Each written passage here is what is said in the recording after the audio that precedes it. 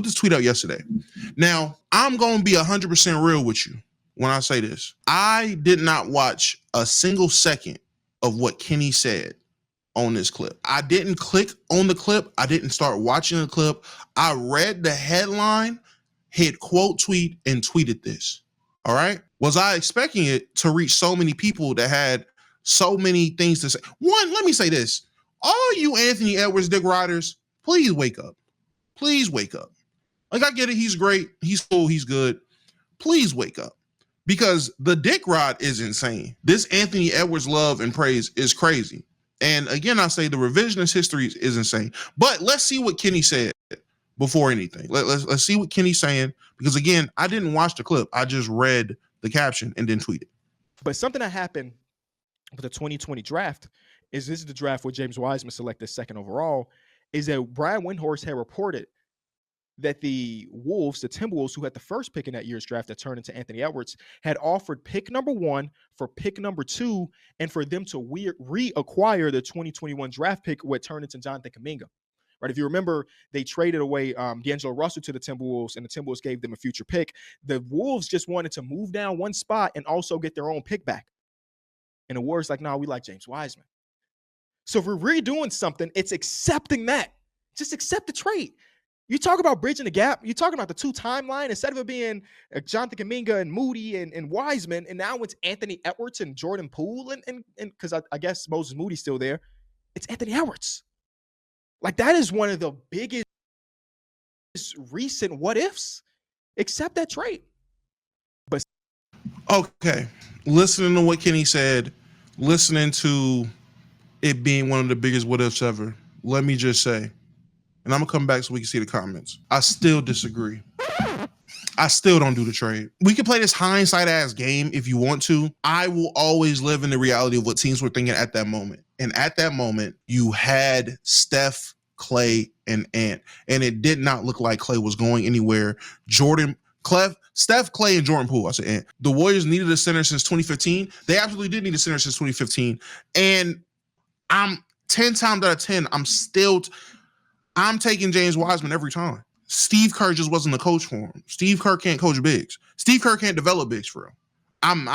You can't convince me otherwise. I genuinely, they need a center. They wanted a center. They had guards. Y'all know me, my first rule, I'm drafting off of what the team needs. I'm drafting off of fit. That is my first priority. I don't care if I have pick 1 to pick whatever. I am taking the best player available for the pick that I'll need. Full stop. So at that time, they needed a big. Now, yes, you can say that they can go and get a different big, whatever the case is. That's fine. The real conversation is Anthony Edwards wasn't worth doing that for at the time. Full stop. Anthony Edwards was not worth giving up 2 picks for. It was not worth giving up the second pick and then a future 21 pick, which is Jonathan Kuminga, which at that, who else would they have gotten? Who was a player they could have gotten instead of Jonathan Kuminga if they take this deal of that level? That Jonathan Kuminga is a good player. Now, you can have that conversation what level of good. He's a good young player. Realistically, they should have walked away easily winning and granting that draft. But, hey man, we're not gonna talk about Steve Kerr, who's Darvin Ham with no pigmentation. But I still don't think that's one of the biggest what ifs. I don't. In recent draft history, I would have to really sit down and look at what's happened and what was reported and what could have happened in these last drafts. But I don't think that's one of the bigger what ifs. You know what? Let me not be an asshole. I can understand because of the level that the level of player Anthony Edwards turned into. I can see why someone would say that's the biggest what if in recent history. I can understand that. In that situation, that scenario, I can understand why Kenny says that. I can understand why people would agree. I understand it. I just don't agree. Let me say that. I don't want to just denounce it like niggas is stupid. I don't want to bring pure negativity to the space having this conversation. I can understand the term. I can understand the train of thought. I just don't agree. I can understand because of who Anthony Edwards turned into. I just don't agree because at that time, and that's what we need to focus on. If we're going to have a hindsight conversation, fair, you can do that all the time. But at that time, the Warriors were making a decision based off of what they needed, which I agree with. I just don't agree with how they went about things afterwards, which led to their downfall. I don't agree with the development cycle that they went with James Wiseman, who I feel like had a decent shout out. Brandon SB becoming a supporter over here on Playback. Is that Brandon SB type shit? I think the floor for James Wiseman was relatively fine, relatively solid. I'm not gonna sit here and call him he had the potential to be all. I'm not gonna do all that weird shit. The level of player he was, essentially coming straight out of high school, because let's not forget this is COVID year.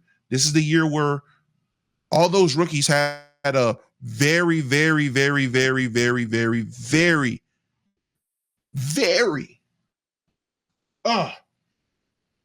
very unnormal for plenty of young players coming into the game. There was no training camp. I believe the preseason was done differently. There was no summer league. There was nothing to prepare these guys to become pros outside of just working out. And to be honest, that's unlike anybody. And that's unlike any other class for real, outside of probably the lockout years.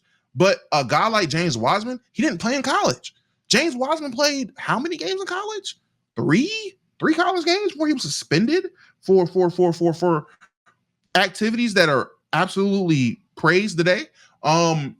He was frowned on for things. He was suspended for a situation at Memphis, only played 3 games. He essentially did not play college ball. He's coming straight out of high school as a 7-footer, a 7-foot big. That's tough. He had a tough situation. Going straight to going to the Warriors, who have expectations. They end up being a team with expectations. They were rebuilding. This was obviously a rebuild year, but they were trying to build something. So he was a piece that was very much needed for that team. Now, it didn't pan out for him, cool, but at that time, again, I'm just speaking for me. I'm a person that I draft off a fit unless the best player available is just can't miss, which that's really where I want to get with this conversation of what a can't miss prospect is. Anthony Edwards was not a can't miss prospect. Anthony Edwards was not a you have to draft this guy prospect. That's not who Ant was. Clay got Achilles injury the previous offseason before Ant's draft, so who knows?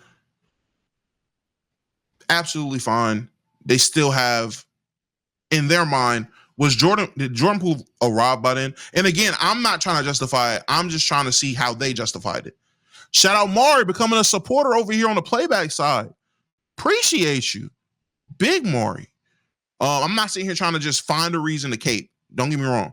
I'm genuinely just trying to understand just trying to put myself in the headspace of where the Warriors was at, which if Jordan Poole had arrived by that point, why risk it? Well, I mean, that's their guy. That's the guy they got.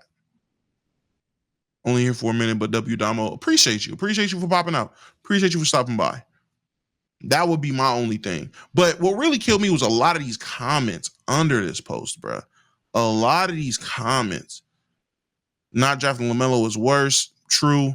Ant was number 1 high school player, then the clear number 1 overall pick heading whatever. Gang, that draft was not viewed that highly. I don't think people remember the shit people was popping about that draft. Like, people were not. LaMelo was such an extreme talent, and they downplayed LaMelo because of efficiency.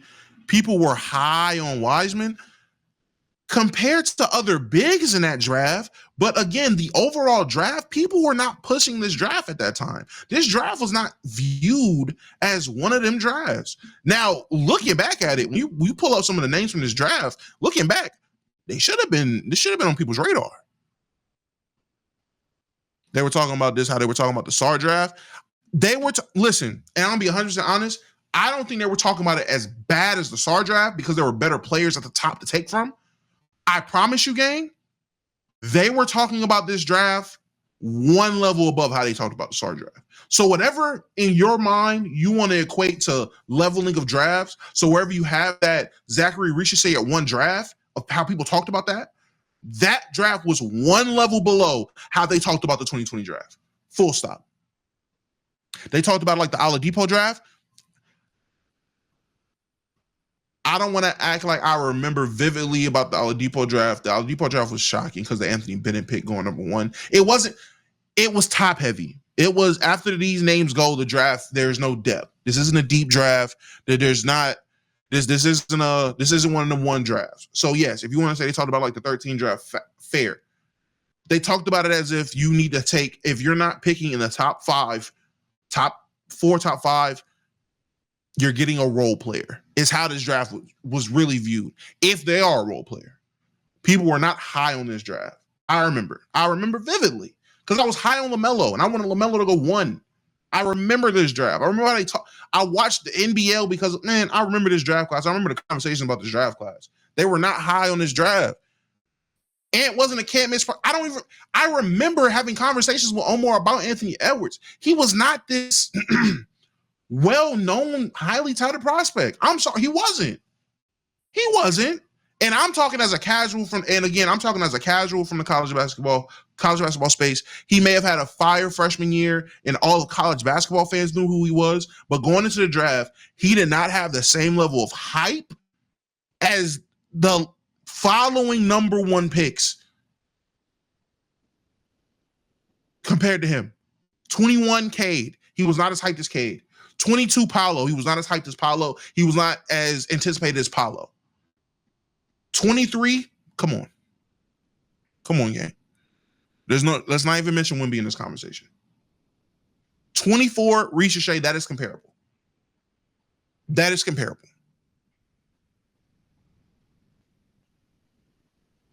So people really was in these comments riding for Ant. He was like, he was the number 1 pick in the draft. And this is another thing. Oh, this nigga here, this nigga blew me. This nigga blew the fuck out of me. Not gonna lie. It's a what if fat ass. You got a Temu chain on. Like, you look, I can't zoom in. And they got a Temu chain on. I hate niggas, bro. I gotta be all that. We just talking basketball, and I gotta be all that. And they got a Temu chain on. Not Scoot Henderson is generational. Yeah, we know who was saying that. Them Georgia niggas, all the Georgia niggas became generational after Ant. Yeah. It's just shocking. It's just shocking how people, that's a Wish chain, Damo, not Temu. That's a Shop Gold chain, gang. That's Shop Gold. That's TikTok Shop. Have you ever wanted a chain that looks 100% authentic? That's one of them chains. I can't believe it's not. Cuban zirconia. I'm sorry. It's just crazy to me how people genuinely have revisionist history. Like I said in the tweet, the revisionist history is crazy, and it may not even have came from Kenny. The revisionist history. It came from everyone else with this belief that Ant was this can't miss prospect. He wasn't. And I fully stand on that.